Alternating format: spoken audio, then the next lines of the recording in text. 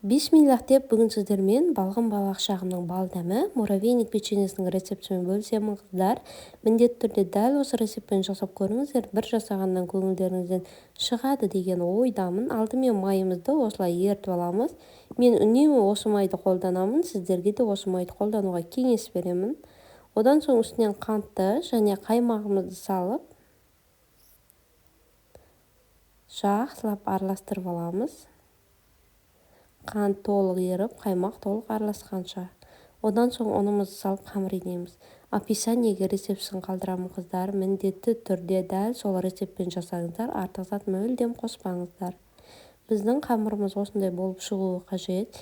Теңдей 2 бөлікке бөліп, пакетке салып, 2 сағатқа морозильникке қатқанша жібереміз. Қыздар, егер видео ұнаса, каналыма жазылып, лайк басып, пікірлеріңізді қалдыруды ұмытпаңыздар. Алдағы уақытта сіздермен бұдан да керемет рецептермен бөлісетін боламын. Дәл осылай бетін жауып морозильникке жібереміз. Қамырымыз қатқаннан соң морозильниктен алып, терканың, яғни үккіштің үлкен бетінен осылай екеуін де бірдей өткізіп, алдын ала қыздырылған пеште пісіріп аламыз. Дәл осылай өтеді қатса. Міне достар, мен толық өткізіп болдым. Алдын ала қыздырылған пеште пісіріп алып, ыдысымызға салып, осылай үгітіп жібереміз қолымызбен. Майға еленген зат болған соң осылай тез-ақ үгітіледі. Ал енді кремін дайындаймыз. Крем үшін молокоға майды салып, миксерлейміз. 1 келкі масса болғанға дейін. Міне осылай.